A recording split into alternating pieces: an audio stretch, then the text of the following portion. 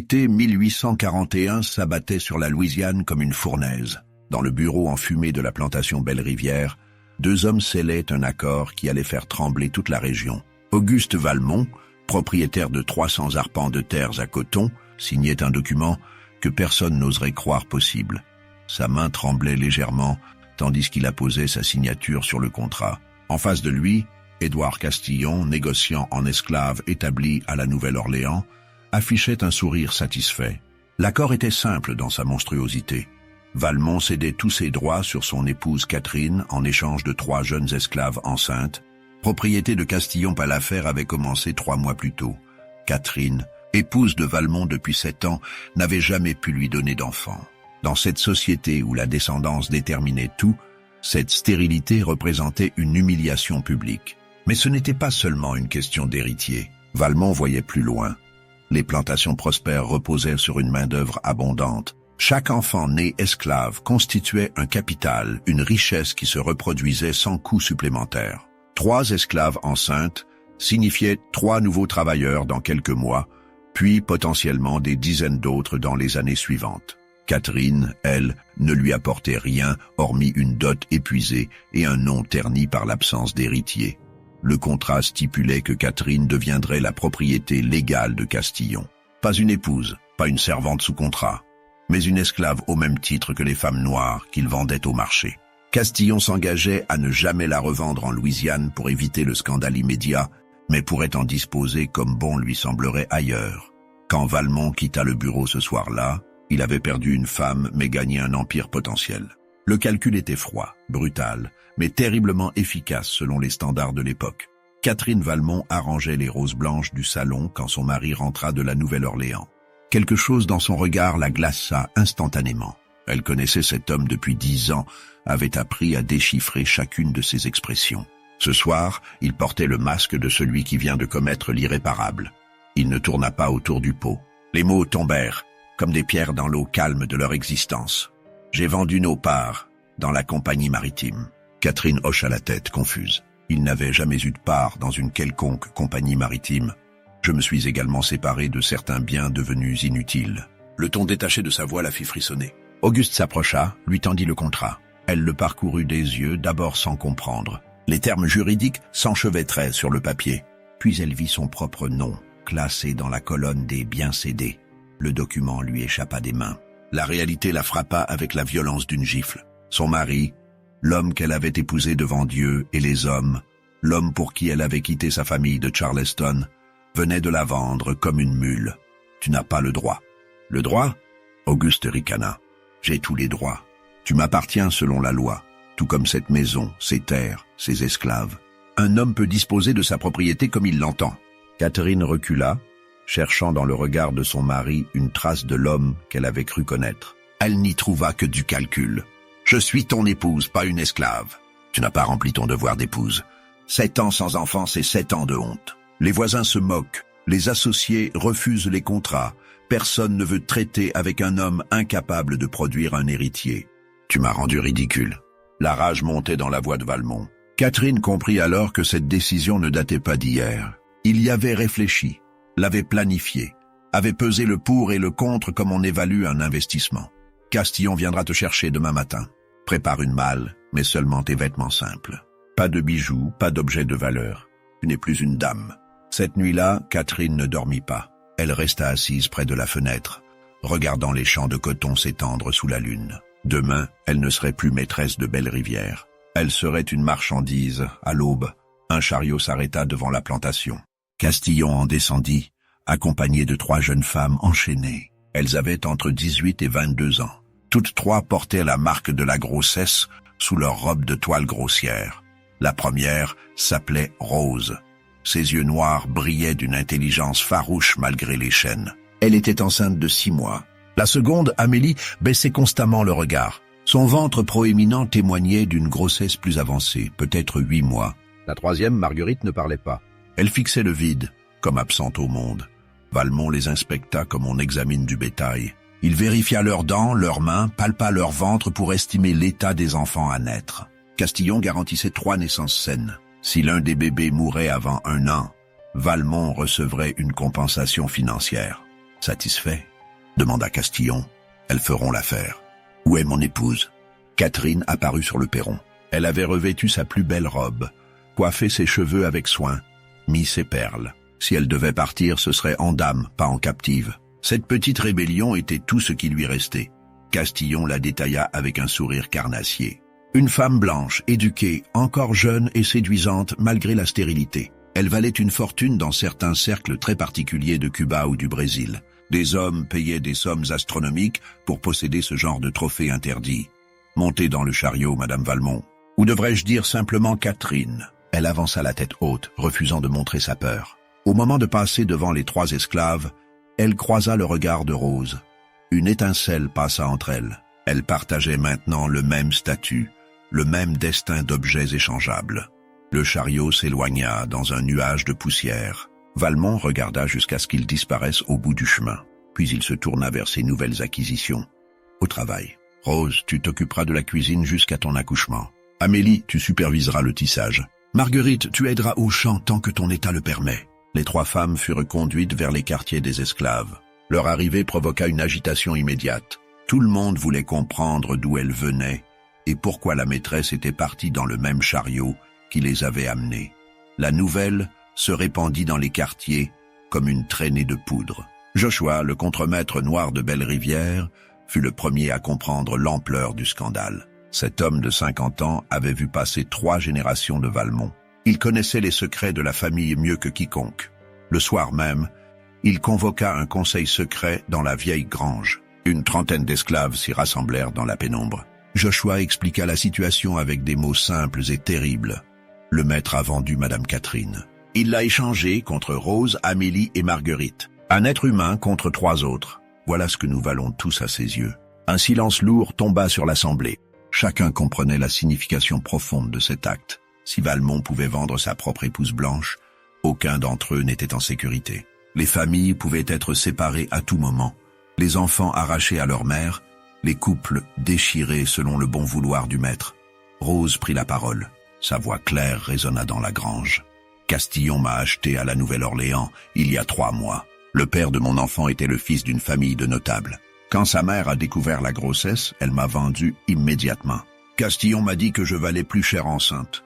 Un esclave qui en produit d'autres, c'est un investissement qui rapporte. Amélie hocha la tête. Moi, on m'a fait subir ça dans une plantation près de Bâton Rouge. Le maître me forçait régulièrement. Quand je suis tombée enceinte, il m'a donné à Castillon pour payer une dette de jeu. 7 mois de calvaire contre $50. Marguerite ne dit rien. Elle ne parlait plus depuis qu'on avait tué son mari sous ses yeux pour l'avoir surprise en train d'apprendre à lire. Le traumatisme l'avait plongée dans un mutisme dont personne ne savait si elle sortirait un jour. Joshua écouta ces récits, le cœur serré. Chaque histoire révélait les mêmes mécanismes d'exploitation, la même réduction d'êtres humains à leur valeur reproductive. « On doit faire quelque chose », murmura une jeune femme au fond de la grange. « On ne peut pas accepter ça. »« Faire quoi ?» répliqua un homme plus âgé. « Se révolter, ils nous massacreront. Fuir, ils nous rattraperont et nous pendront. On est prisonniers, c'est la réalité. » Rose se leva, son ventre rond tendu sous sa robe. « Il y a autre chose qu'on peut faire. Témoigner. Garder trace de ce qui se passe ici. Un jour, quelqu'un devra rendre des comptes. » Joshua approuva. Il savait lire et écrire, un secret qu'il gardait précieusement. Cette nuit-là, il commença à tenir un journal clandestin, notant chaque abus, chaque transaction, chaque crime commis sur la plantation. Pendant ce temps, Catherine découvrait sa nouvelle vie. Castillon ne l'avait pas emmenée directement à la Nouvelle-Orléans comme elle le craignait. Il possédait une propriété isolée à une 50aine de kilomètres au sud, une sorte d'entrepôt humain où il gardait ses acquisitions avant de les vendre. L'endroit abritait une 20aine d'esclaves dans des conditions épouvantables. Des familles entières s'entassaient dans des cabanes sans fenêtres. Les hommes travaillaient au champ du matin au soir. Les femmes cousaient des vêtements destinés à être vendus au marché. Les enfants aidaient comme ils pouvaient. Catherine fut enfermée dans une petite pièce séparée. Castillon avait des plans spécifiques pour elle et ne voulait pas qu'elle se mêle aux autres esclaves. Pas encore. Mais la nuit, les murs ne suffisaient pas à contenir les sons. Catherine entendait les pleurs, les prières murmurées, parfois les cris quand Castillon ou ses contremaîtres venaient choisir une femme pour assouvir leurs désirs. Elle réalisait que ce cauchemar constituait le quotidien de millions de personnes. Une vieille femme noire nommée Prudence apportait la nourriture à Catherine 2 fois par jour. Au début, elle ne se parlait pas. Prudence gardait les yeux baissés, accomplissait sa tâche et repartait. Mais au fil des jours, un lien se créa. « Pourquoi il te garde à part ?» demanda finalement Prudence. « Il veut me vendre à l'étranger. Apparemment, je vaux plus cher là-bas. » Prudence hocha tristement la tête. « Ma fille aussi, il l'a vendue loin. Il y a 15 ans. Je ne sais même pas si elle est encore vivante. » Le chagrin dans sa voix brisa quelque chose chez Catherine. Pendant 7 ans, elle avait vécu sur une plantation entourée d'esclaves sans jamais vraiment les voir comme des personnes. Maintenant qu'elle partageait leurs conditions, elle comprenait l'horreur de ce système. « Il doit y avoir un moyen de partir d'ici », murmura Catherine. Prudence la regarda avec un mélange de pitié et de peur. « Tu parles de fuir ? C'est impossible. Les patrouilles attrapent tout le monde. Et même si tu arrives quelque part, qui te croira ? Une femme blanche qui prétend être esclave ? Ils penseront que tu es folle. » Catherine réalisa l'absurdité de sa situation. Son apparence même la trahissait. Personne ne croirait qu'un homme avait vendu son épouse blanche comme esclave. Le système reposait tellement sur la couleur de peau que son cas défiait toute logique. Pourtant, Prudence revint le lendemain avec des nouvelles. Il existe un réseau. Des gens qui aident les esclaves à fuir vers le nord. Ils appellent ça le chemin de fer souterrain. C'est dangereux. Beaucoup meurent en tentant le voyage, mais certains réussissent. Catherine sentit l'espoir renaître en elle. Si ce réseau existait, peut-être pourrait-elle s'échapper avant que Castillon ne la vende à l'étranger. Comment on les contacte? Je ne sais pas exactement. Mais il y a des signes, des codes. Une lanterne rouge à une fenêtre signifie un refuge sûr. Un kilt avec un motif particulier indique un ami. Il faut être patient et observer. Cette nuit-là, Catherine commença à planifier son évasion. Elle ne savait pas encore comment, mais elle était déterminée à ne pas finir vendue dans une île lointaine. À Belle-Rivière, Amélie entra en travail par une nuit d'orage. Les éclairs zébraient le ciel, tandis qu'elle criait dans la case des naissances. Rose et 2 autres femmes l'assistaient. Valmont attendait dehors, nerveux. Ce premier accouchement déterminait tout. Si l'enfant naissait sain, l'investissement serait rentable. S'il mourait, Valmont devrait exiger une compensation de Castillon, ce qui compliquerait leur future transaction. Les heures passèrent. Les cris d'Amélie résonnaient dans la nuit chaude et humide. À l'intérieur de la case, Rose essuyait le front de la jeune femme avec un linge humide. « Tu dois pousser maintenant. Fort. Ton bébé veut vivre. » Amélie poussa de toutes ses forces. La douleur lui arrachait des hurlements, mais elle continuait. Finalement, dans un dernier effort, l'enfant glissa entre ses cuisses. Un garçon. Il pleura immédiatement, remplissant la case de son cri vigoureux. Rose le nettoya rapidement, vérifia qu'il respirait bien, compta ses doigts et ses orteils. Tout était normal. Elle l'enveloppa dans un tissu propre et le plaça sur le ventre de sa mère épuisée. C'est un beau garçon, fort et en bonne santé. Amélie regarda son fils avec un mélange d'amour et de désespoir. Elle venait de donner la vie, mais cet enfant appartenait déjà à Valmont.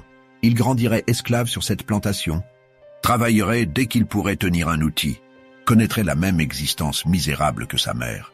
Valmont entra dans la case, dévisagea l'enfant avec satisfaction. Bon, il a l'air robuste. Comment s'appelle-t-il? Amélie hésita. Donner un nom, c'était faire de ce bébé une personne. Mais Valmont attendait une réponse. Thomas, murmura-t-elle. Thomas. Très bien. Valmont inscrivit le nom dans son registre à côté de la date et du poids estimé. Un trait de plume qui transformait un nouveau-né en propriété comptabilisée. Pendant les jours suivants, Amélie se remit difficilement. Son corps souffrait, mais c'était son cœur qui saignait le plus.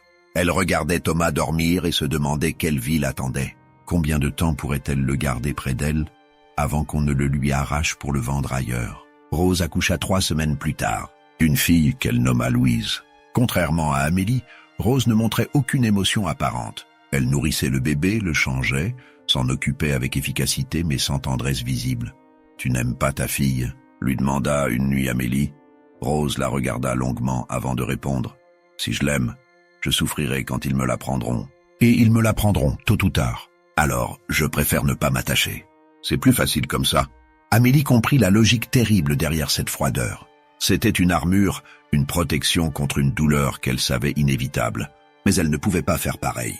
Malgré tout, elle aimait Thomas de tout son être. Marguerite fut la dernière à accoucher. Son silence persista pendant tout le travail. Elle ne cria pas, ne gémit pas, supporta la douleur avec un stoïcisme qui glaçait ceux qui l'assistaient. Elle donna naissance à des jumeaux, un garçon et une fille. Valmont était aux anges. 5 esclaves pour le prix de 3. L'affaire s'avérait encore plus profitable qu'espéré. Il calcula rapidement, dans 15 ans, ces 5 enfants pourraient travailler à plein temps. Dans 20 ans, certains seraient en âge de se reproduire à leur tour. Son investissement initial se multiplierait exponentiellement. Joshua observait tout cela avec dégoût. Dans son journal secret, il écrivit « Aujourd'hui, 5 enfants sont nés à Belle-Rivière. 5 nouveaux esclaves pour enrichir un homme qui a vendu sa propre femme. Dieu nous jugera tous pour ses péchés. » Le silence autour de la transaction de Valmont ne dura pas. 3 mois après le départ de Catherine, sa sœur Elisabeth arriva de Charleston, inquiète de ne plus recevoir de lettres. On lui raconta d'abord que Catherine était partie rendre visite à de la famille, à Boston, puis qu'elle était malade et ne pouvait recevoir personne. Mais Elisabeth n'était pas dupe, elle exigea de voir sa sœur immédiatement. Face à son insistance, Valmont fut contraint d'avouer la vérité. Il essaya de présenter les choses différemment, parlant d'une séparation à l'amiable, d'un arrangement financier complexe. Mais Elisabeth n'était pas stupide. Elle comprit rapidement ce qui s'était réellement passé. La scène qui suivit résonna dans toute la maison. Elisabeth hurla, traita Valmont de monstre, menaça de le faire arrêter. Mais lui restait calme, presque amusé par cette réaction. Arrêter pourquoi? Je n'ai rien fait d'illégal. La loi me donne tous les droits sur mon épouse. Je peux en disposer comme je le souhaite. C'est un être humain. C'est ma propriété. Exactement comme ces esclaves qui travaillent dans mes champs. Elisabeth quitta la plantation en jurant de faire éclater le scandale. Elle retourna à Charleston et contacta tous les journaux, toutes les sociétés abolitionnistes, tous les hommes d'influence qu'elle connaissait. Le problème était qu'elle manquait de preuves concrètes. Le contrat existait, certes, mais Valmont et Castillon l'avaient rédigé en termes assez vagues pour éviter d'avouer explicitement la vente d'une femme blanche. Sur le papier, il s'agissait d'une cession de droits conjugaux contre une compensation en nature. Les avocats consultés hochaient de la tête avec tristesse. Techniquement, Valmont avait raison. La loi donnait aux maris un contrôle presque absolu sur leurs épouses. Peu importait que ce cas soit moralement révoltant, juridiquement, il restait défendable. Néanmoins, l'histoire commença à circuler. D'abord dans les salons de Charleston, puis dans ceux de la Nouvelle-Orléans. Les réactions se divisèrent. Certains trouvaient l'acte monstrueux, une perversion de toutes les valeurs civilisées. D'autres, plus pragmatiques, admiraient l'audace commerciale de Valmont. Un pasteur méthodiste prêcha contre cette abomination un dimanche devant une assemblée nombreuse. Il compara Valmont à ceux qui avaient vendu Joseph en esclavage dans la Bible, annonça que la colère divine s'abattrait sur lui. Mais un riche planteur lui répondit la semaine suivante dans un journal local. Il argumenta que Valmont avait simplement appliqué les principes économiques qui régissaient toute leur société. Si on acceptait de vendre des êtres humains noirs, pourquoi une femme blanche stérile serait-elle différente? Elle ne produisait rien, ne rapportait rien. En termes purement économiques, l'échange était logique. Ce débat divisa profondément la communauté. Il révélait les contradictions fondamentales d'un système qui affirmait des valeurs chrétiennes tout en pratiquant l'esclavage le plus brutal. Dans la propriété de Castillon, Catherine passait ses journées à observer, à apprendre, à planifier. Prudence lui avait expliqué le fonctionnement du réseau clandestin. Elle devait guetter certains signaux, certaines occasions. Un soir, un nouveau prisonnier arriva. Un homme d'une trentaine d'années, grand et musclé, les mains encore marquées par les fers qu'on venait de lui retirer. Il s'appelait Samuel et venait d'une plantation où il avait tenté de s'évader. Castillon l'avait acheté à bas prix précisément parce qu'il était un fuyard. Personne ne voulait d'un esclave rebelle, mais Castillon comptait le revendre rapidement à un négociant qui approvisionnait les mines de charbon. Là-bas, l'espérance de vie était si courte qu'on acceptait même les plus dangereux. Samuel fut enfermé dans une cellule proche de celle de Catherine. La nuit, ils pouvaient se parler à travers les murs. « Tu es vraiment blanche », murmura Samuel la première fois qu'il l'entendit. « Je croyais que c'était une légende. Mon mari m'a vendu. »« Ton mari? Comment c'est possible ?» Catherine lui raconta toute l'histoire. Samuel écouta en silence, puis siffla doucement. « Ça change tout. Si ton histoire devient publique, ça pourrait ébranler leur système. Ils prétendent que seuls les Noirs sont inférieurs, qu'il est naturel de nous réduire en esclavage. Mais si un Blanc peut aussi être vendu, toute leur justification s'effondre. » Catherine n'avait pas pensé à ça. Elle était tellement concentrée sur sa survie personnelle qu'elle n'avait pas vu les implications plus larges. Il faut que tu t'échappes, continua Samuel, et que tu racontes ton histoire partout. Pas pour toi, pour nous tous. Comment? Je ne connais rien à la fuite. Je vais t'apprendre. J'ai raté 3 fois, mais j'ai appris de mes erreurs. La prochaine fois, je réussirai. Et tu viendras avec moi. Pendant les semaines suivantes, Samuel lui enseigna tout ce qu'il savait. Comment se déplacer la nuit sans faire de bruit, comment suivre l'étoile du Nord, comment reconnaître les plantes comestibles, comment éviter les patrouilles. Catherine absorbait chaque information comme une éponge. Sa vie de dame ne l'avait jamais préparée à ce genre de choses, mais la peur et la détermination constituaient des professeurs efficaces. Prudence leur apportait des nouvelles de l'extérieur. Le scandale avait éclaté à Charleston et se répandait. Des journalistes cherchaient à interviewer Catherine. Castillon devenait nerveux. Il fallait la vendre rapidement avant que l'affaire ne prenne trop d'ampleur. Il a parlé à un capitaine de navire. « Révéla Prudence un soir. Tu partiras dans 3 jours pour Cuba. Après ça, on ne te retrouvera jamais. » Catherine sentit la panique l'envahir. 3 jours. C'était maintenant, ou jamais. Samuel était prêt. Il avait réussi à subtiliser une lime à son contremaître et sciait discrètement ses chaînes chaque nuit. Il lui faudrait encore 2 jours pour les briser complètement. Mais Catherine ne pouvait pas attendre. Elle devait partir maintenant. Cette nuit-là, elle mit son plan à exécution. Prudence lui avait procuré des vêtements d'homme et une casquette. Catherine se coupa les cheveux avec un morceau de verre cassé, se barbouilla le visage de suie pour avoir l'air d'un ouvrier. La porte de sa cellule n'était verrouillée que par une simple barre de bois. Les murs étaient vieux, le bois vermoulu. En poussant fort, elle réussit à faire céder la porte. Le cœur battant, elle se glissa dans la nuit. La lune brillait faiblement, juste assez pour voir son chemin. Elle avança vers les bois, chaque bruit la faisant sursauter. Derrière elle, Samuel entendit sa fuite. Il frappa contre le mur de sa cellule, attirant l'attention des gardes. Il leur cria des insultes, provoqua un vacarme qui couvrit les bruits de l'évasion de Catherine. Quand les gardes découvrirent la cellule vide, Catherine avait déjà 10 minutes d'avance. Elle courait entre les arbres, les branches lui griffant le visage, les racines menaçant de la faire trébucher à chaque pas. Les chiens aboyèrent. La chasse commença. Castillon monta à cheval avec 4 de ses hommes et une meute de limiers. Ces chiens étaient dressés pour traquer les esclaves fugitifs. Ils ne lâchaient jamais leur proie. Catherine entendait les aboiements se rapprocher. Elle avait essayé de suivre les conseils de Samuel, de marcher dans l'eau pour brouiller sa piste, mais elle manquait d'expérience. Les chiens la rattraperaient dans moins d'1 heure. La terreur lui donnait des ailes. Elle courut jusqu'à ce que ses poumons la brûlent, jusqu'à ce que ses jambes la supplient de s'arrêter. Mais elle continuait. S'ils l'attrapèrent maintenant, Castillon la punirait avant de la vendre. Et les punitions pour les fugitifs étaient terribles. Soudain, elle déboucha sur une clairière. Au centre se dressait une vieille cabane abandonnée. Une lanterne rouge brillait à la fenêtre. Le signal. Un refuge sûr. Catherine se précipita vers la porte et frappa désespérément. Les aboiements étaient tout proches maintenant. Elle frappa encore. La porte s'ouvrit. Un homme noir d'une 50aine d'années la fit entrer rapidement et referma derrière elle. Dans la cave, vite! Il souleva une trappe dissimulée sous un tapis. Catherine se glissa dans le trou étroit. L'homme referma la trappe et remit le tapis en place.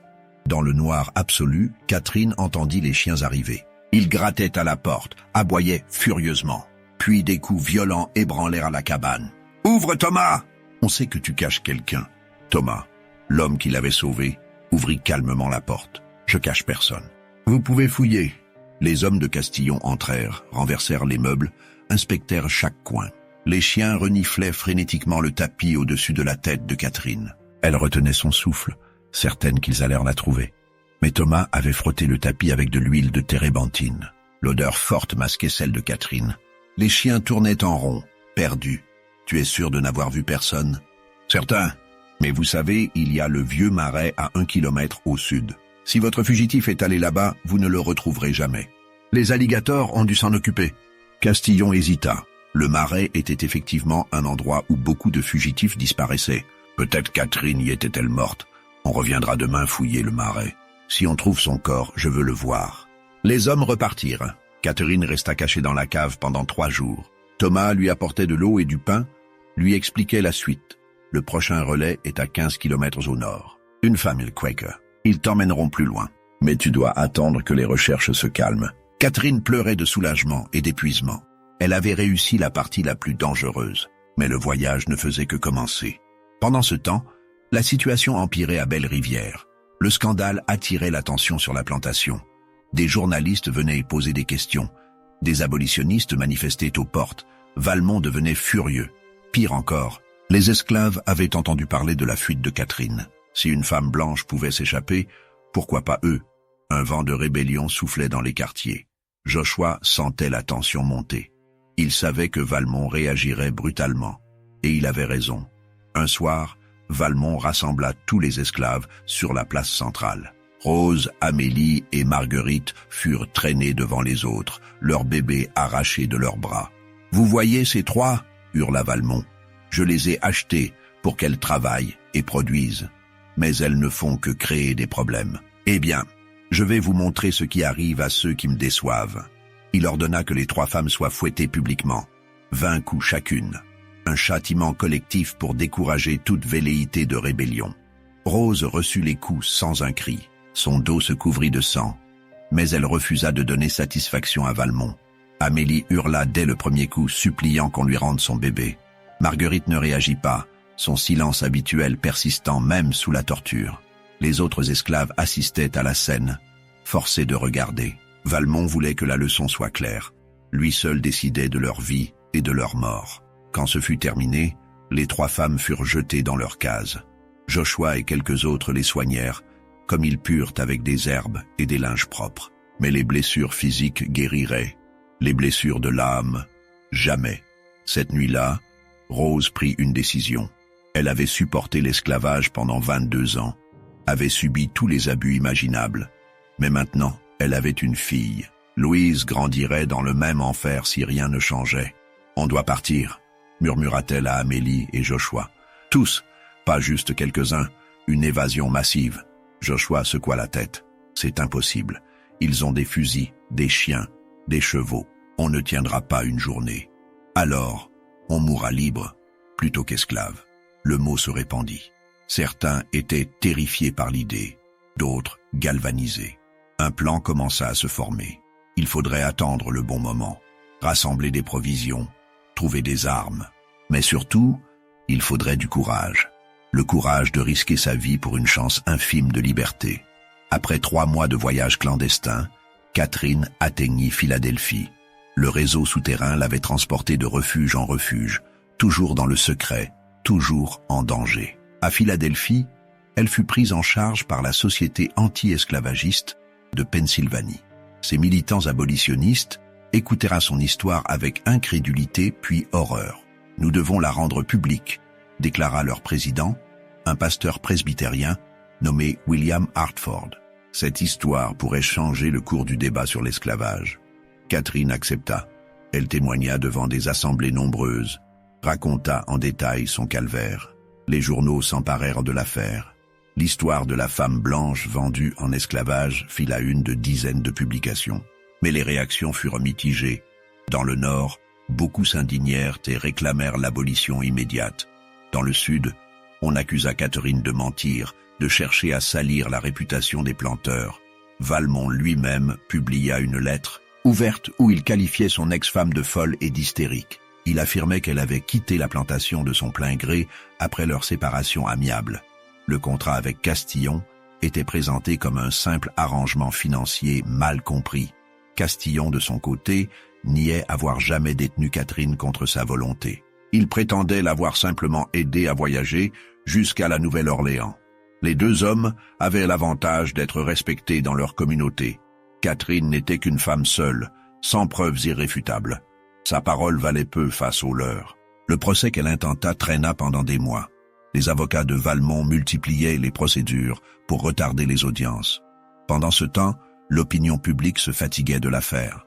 Pourtant, Catherine ne renonça pas.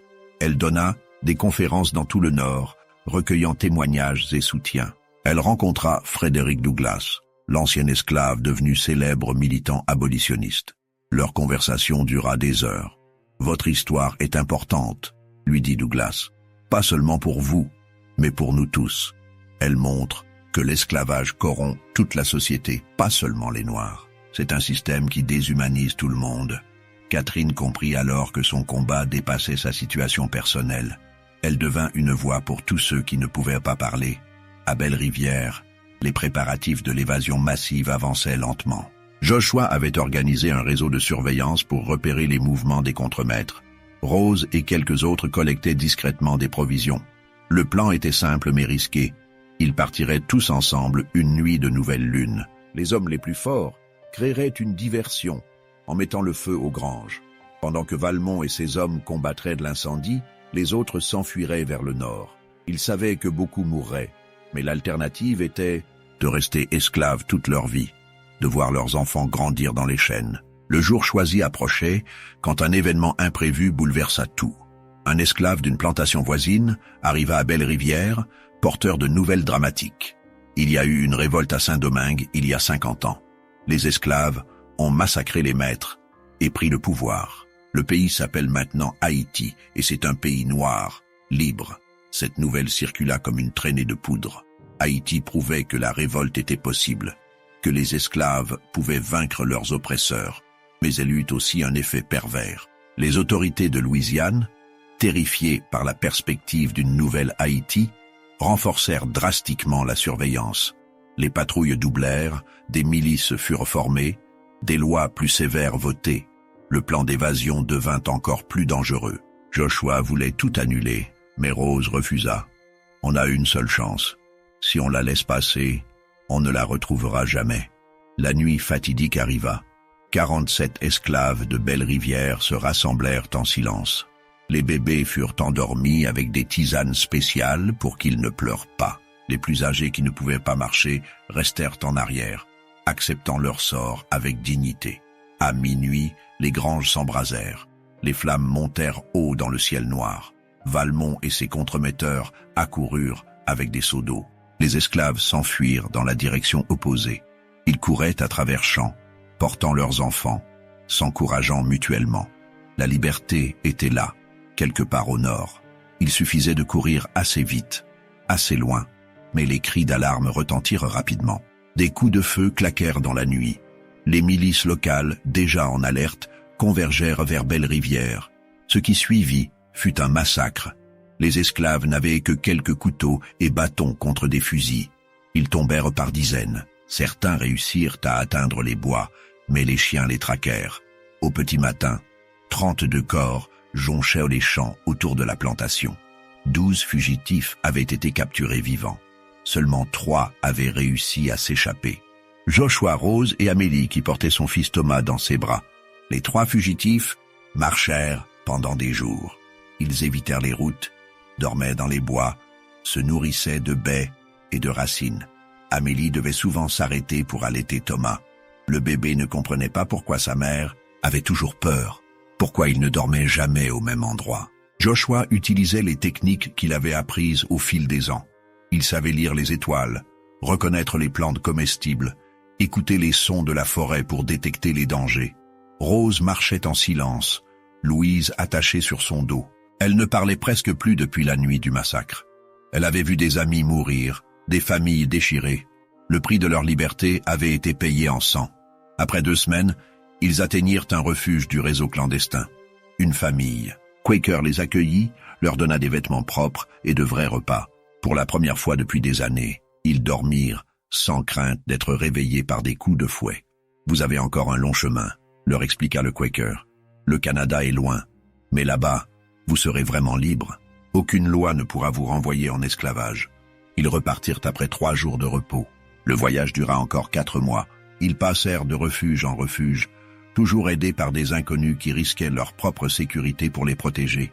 Finalement, par une froide journée d'octobre, ils traversèrent la frontière canadienne. Joshua tomba à genoux et pleura. Rose serra Louise contre elle et murmura les premiers mots depuis des semaines. « Tu es libre, ma fille. Tu grandiras libre. » Amélie regarda Thomas et lui fit une promesse silencieuse. Il ne connaîtrait jamais les chaînes, ne sentirait jamais le fouet. Il grandirait en homme libre, avec un avenir ouvert devant lui. Le procès de Catherine contre Valmont et Castillon se termina en 1843. Le juge, un sudiste convaincu, débouta Catherine de toutes ses demandes. Il statua que l'accord entre Valmont et Castillon était légal et que Catherine n'avait aucun droit de contestation d'une main. Verdict provoqua un tollé dans le Nord mais fut salué dans le Sud comme une défense. des droits des propriétaires. L'affaire contribua à creuser le fossé entre les deux régions, un fossé qui mènerait à la guerre civile 20 ans plus tard. Catherine ne se maria jamais. Elle consacra sa vie au mouvement abolitionniste, témoignant inlassablement des horreurs qu'elle avait vécues et observées. Son histoire fut racontée dans des pamphlets, des livres, des journaux. Elle retrouva Rose, Amélie et Joshua au Canada en 1845. Leur réunion fut émotionnelle. Ces 4 personnes partageaient un lien forgé dans la tragédie. Ensemble, ils écrivirent un livre racontant leurs expériences respectives. L'ouvrage, publié en 1847, connut un succès important. Il révélait les mécanismes de l'esclavage de manière crue et personnelle. Beaucoup de lecteurs blancs du Nord découvrirent pour la première fois la réalité brutale du système qu'ils avaient toléré par ignorance ou indifférence. Valmont, lui, prospéra. Les 5 enfants, nés des 3 esclaves, grandirent sur sa plantation et commencèrent à travailler dès l'âge de 6 ans. Il acheta d'autres esclaves enceintes, reproduisant le modèle qui lui avait si bien réussi. À sa mort en 1859, il possédait 143 esclaves et était considéré comme l'un des planteurs les plus riches de Louisiane. Castillon continua son commerce jusqu'à la guerre. Il vendit des milliers d'êtres humains, accumulant une fortune considérable. Quand l'Union occupa la Nouvelle-Orléans en 1862, il s'enfuit à Cuba avec son argent. Il y vécut paisiblement jusqu'à sa mort en 1871, sans jamais être inquiété pour ses crimes. Marguerite ne parla plus jamais. Elle vécut sur la plantation Belle-Rivière jusqu'à la fin de la guerre. Quand l'esclavage fut aboli en 1865, elle resta sur place, ne sachant où aller. Ses jumeaux, devenus adultes, l'emmenèrent dans une petite ferme qu'ils achetèrent dans le Tennessee. Elle mourut en 1870, toujours silencieuse. Les 12 esclaves capturés après la révolte furent pendus publiquement. Leurs corps restèrent exposés pendant des semaines comme avertissement. Les 32 morts du massacre furent enterrés dans une fosse commune, sans marqueur ni cérémonie. L'histoire de Belle-Rivière illustre les contradictions profondes de l'Amérique antebellum. Un pays fondé sur les idéaux de liberté et d'égalité qui pratiquait l'esclavage le plus brutal. Un système économique qui transformait des êtres humains en marchandises, en investissements calculables. L'échange monstrueux de Valmont révélait la logique ultime de ce système. Si les êtres humains noirs pouvaient être achetés et vendus, pourquoi pas les blancs? Si une femme appartenait légalement à son mari, pourquoi ne pourrait-il pas en disposer comme de n'importe quelle autre propriété? Ces questions dérangeantes finirent par forcer la société américaine à se confronter à ses propres hypocrisies. Le débat sur l'esclavage n'était plus seulement une question économique ou raciale. C'était une question morale fondamentale sur la nature de l'humanité et des droits inaliénables. La guerre vint en 1861. Belle-Rivière fut détruite pendant les combats. Valmont était déjà mort, mais ses héritiers perdirent tout. Les esclaves furent libérés, mais sans compensation ni soutien. Beaucoup moururent de faim dans les années qui suivirent, découvrant que la liberté sans ressources n'était qu'une liberté de nom. Catherine vécut jusqu'en 1889. Elle vit l'abolition de l'esclavage, la reconstruction, puis la mise en place des lois Jim Crow qui créèrent un nouveau système d'oppression. Elle mourut déçue, mais pas vaincue, sachant qu'elle avait contribué à un combat qui continuerait bien après elle. Rose fonda une école pour enfants noirs au Canada. Elle enseigna pendant 40 ans, éduquant des centaines d'élèves. Louise, sa fille, devint médecin et soigna des milliers de patients, blancs et noirs, avec la même compétence et la même compassion. Amélie écrivit ses mémoires en 1880. Le livre racontait son expérience depuis sa naissance en esclavage jusqu'à sa fuite et sa vie au Canada. Thomas, son fils, la persuada de publier ses souvenirs. L'ouvrage ne connut pas le succès espéré, mais il reste aujourd'hui un témoignage précieux d'une époque terrible. Joshua mourut le premier, en 1867, à peine 2 ans après avoir goûté à une vraie liberté. Mais avant de mourir, il confia son journal secret à Catherine. Ces pages jaunies documentaient chaque abus, chaque crime commis à Belle-Rivière. Elles constituaient une archive irremplaçable de l'horreur quotidienne de l'esclavage. L'histoire du maître qui échangea sa femme contre 3 esclaves enceintes reste un symbole des perversions extrêmes que l'esclavage engendra. Elle montre comment un système inhumain corrompt non seulement les opprimés, mais aussi les oppresseurs, transformant des êtres humains en monstres capables des pires atrocités. Les 5 enfants nés de cet échange monstrueux survécurent à l'esclavage. Ils construisirent des vies libres, eurent des enfants et des petits-enfants qui ne connurent jamais les chaînes. Leurs descendants vivent aujourd'hui dispersés à travers l'Amérique, portant en eux l'héritage complexe de cette histoire. Belle-Rivière n'existe plus. Les bâtiments ont disparu, les champs sont retournés à la forêt, mais la mémoire persiste. Les histoires se transmettent de génération en génération. On n'oublie pas, car oublier serait trahir ceux qui ont souffert. Oublier serait permettre que de telles horreurs se reproduisent. La mémoire est un devoir, une responsabilité que nous portons tous. L'histoire de 1841 à Belle-Rivière nous rappelle que l'humanité peut descendre très bas quand elle déshumanise certains de ses membres. Elle nous enseigne aussi que même dans les pires ténèbres, certains trouvent la force de résister, de fuir, de témoigner. Ces voix du passé résonnent encore aujourd'hui. Elles nous interpellent, nous questionnent, nous obligent à regarder en face les parties les plus sombres de notre histoire. Non pour nous complaire dans la culpabilité, mais pour comprendre et construire un avenir meilleur, car l'histoire n'est jamais vraiment terminée. Elle se poursuit à travers nous, dans nos choix, nos actions, nos combats. Les leçons de Belle-Rivière restent pertinentes tant que l'injustice existe quelque part dans le monde. Catherine, Rose, Amélie, Marguerite, Joshua et les autres ne sont pas morts en vain. Leur lutte a contribué à changer une société, à faire évoluer les consciences, à ouvrir la voie vers plus de justice et d'humanité. Nous leur devons de nous souvenir. Nous leur devons de continuer leur combat contre toutes les formes d'oppression.